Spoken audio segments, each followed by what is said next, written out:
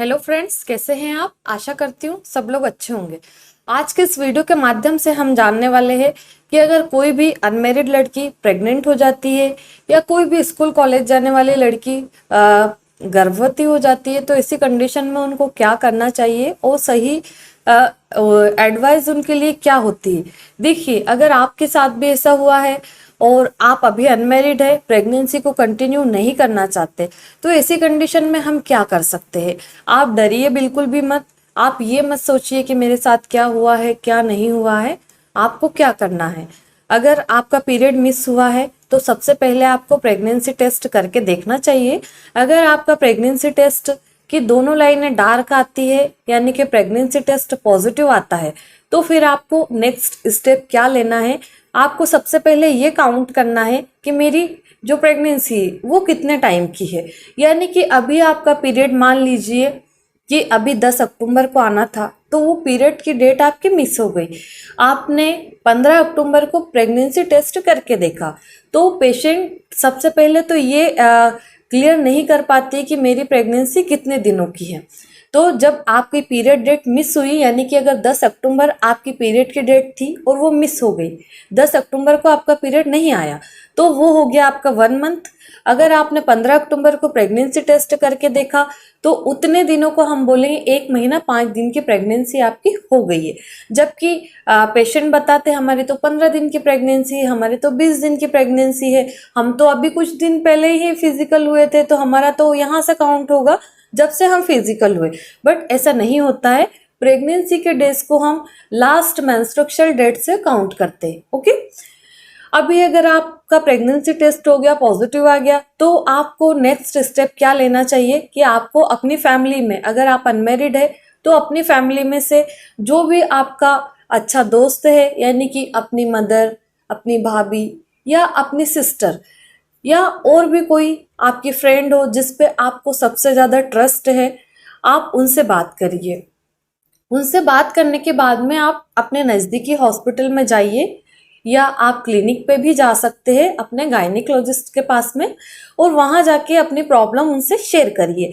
ऐसा नहीं है कि आप अनमेरिड है और आपको प्रेगनेंसी नहीं रखना है, आप घर वालों के डर से किसी को नहीं बता रहे, आप कहीं भी गए केमिस्ट की शॉप पे और आपने कोई भी एबॉर्शन पिल्स खरीदी और खा ली, ऐसा आपको नहीं करना है। ये बिल्कुल गलत तरीका होता है, क्योंकि केमिस्ट कई इन मेडिसिन को कई तरीके से खा सकते हैं, कई तरीके से यूज की जाती है।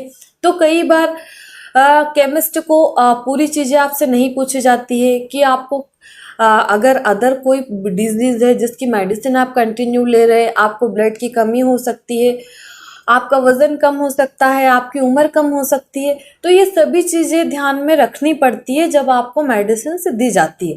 देखिए, एक बात तो इस वीडियो के माध्यम से मैं बताना चाहूंगी आप लोगों को कि अगर आपको अनवांटेड प्रेगनेंसी हुई है या आप गलती से गर्भवती हो गई या आप अनमेरिड और प्रेग्नेंट हो गई, तो ये हमारे इंडिया में कोई एबॉर्शन कराना इनलीगल नहीं होता है, ये लीगल ही है। कोर्ट ने इसको मान्यता दी है। आप नॉर्मली 20 हफ्ते तक एबॉर्शन करवा सकते हैं, बट वो डिपेंड करता है कि आपकी प्रेगनेंसी कितने टाइम की है, और साथ ही में हम 7 हफ्ते तक मेडिकल एबॉर्शन अलाउ होता है, वो कंडीशन देख करके उसको करवाया जाता है।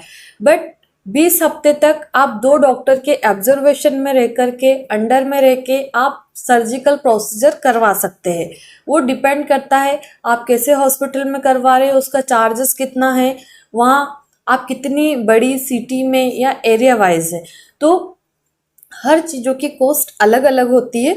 बट ऐसा नहीं है कि अगर आपको पता चला कि मैं अनमैरिड हूँ, मैं प्रेग्नेंट हो गई, तो अब मेरा क्या होगा, मुझे मर जाना है क्या, मुझे ये कर लेना है क्या, ऐसी थिंक माइंड में बिल्कुल भी नहीं लाना है। ओके, क्योंकि लड़कियां घर वालों के डर से ना तो कहीं जा पाती है, ना किसी को बता पाती है, ना ही वो किसी पे ट्रस्ट कर पाती है ऐसी कंडीशन में कि मेरा क्या होगा, मुझे क्या करना चाहिए, इस प्रॉब्लम से मैं कैसे बाहर निकलूं।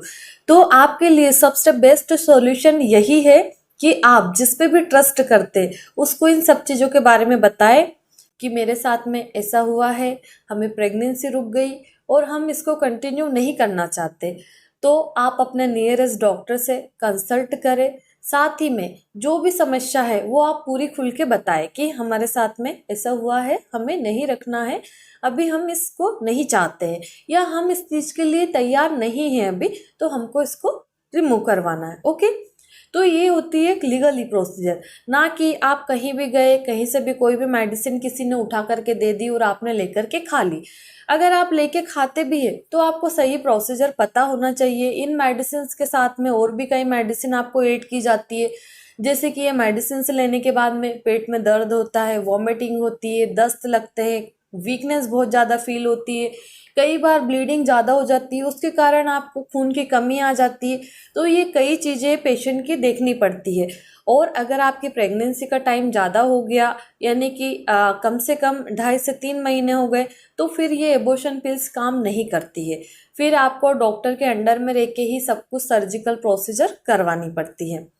देखिए, इस वीडियो के माध्यम से हमारा सिर्फ यही उद्देश्य है कि आप प्रेगनेंसी देख करके ना ऐसा ना घबराए कि मेरे साथ क्या हो गया, अब मुझे कुछ समझ में नहीं आ रहा, अब मुझे क्या करना है, मैं इसी कंडीशन में हूँ कि मैं किसी को बता नहीं पा रही हूँ।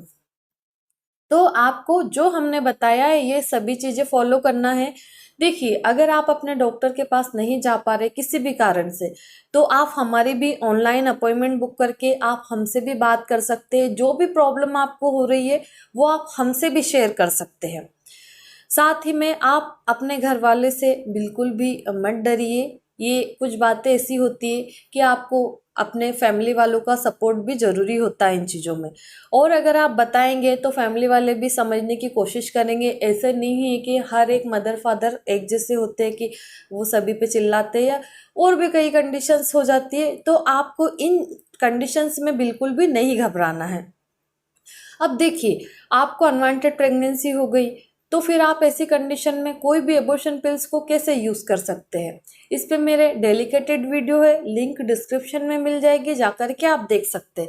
फिर भी हम थोड़ा सा डिफाइन कर लेते हैं कि जैसे कोई भी एबॉर्शन पिल्स होती है वो डॉक्टर के अंडर में ही आपको लेनी रहती है, अपनी मर्जी से आपको कभी भी यूज़ नहीं करना। ओके, जब भी आप एबॉर्शन पिल्स का यूज़ करते हैं तो आपको कुछ चीज़ों का ध्यान भी रखना पड़ता है। मेडिसिन सही तरीके से ली जाती है तभी वो सही काम करती है। एबॉर्शन पिल्स में 5 गोलियां होती है, जिसको बड़ी वाली टैबलेट यानी कि मिफेप्रिस्टोन की पहले दिन लेनी होती है।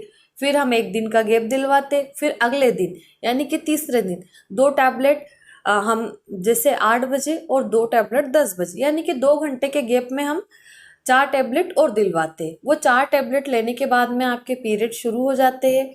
जब पीरियड शुरू होते हैं तो पेट में दर्द भी होता है, ऐंठन होती है, दस्त लगते हैं। 3-4 दस्त नॉर्मली होते हैं।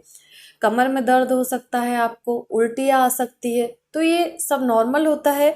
अगर आपको पेट में दर्द या ऐंठन ज़्यादा हो रही है तो इसके लिए आप पेन किलर यूज़ कर सकती हो, जैसे मैप्टाल स्पास, ड्रोटीन, ब्रूफेन। ऐसी कई मेडिसिन मार्केट में अवेलेबल होती है और ये इजीली मिल जाती है, तो आप इनका यूज़ कर सकते हैं। अगर आपको ज़्यादा उल्टियाँ हो रही है तो आप उल्टी की टैबलेट ले और ORS का घोल बना के पिए, ताकि आपको वीकनेस ना लगे। खाली पेट बिल्कुल भी नहीं रहना है। जब भी आप एबॉर्शन पिल्स लेते हैं तो आपको कुछ ना कुछ लिक्विड लेते रहना है, क्योंकि अगर आप खाली पेट ज़्यादा रहेंगे तो आपको वीकनेस भी बहुत ज़्यादा लगेगी।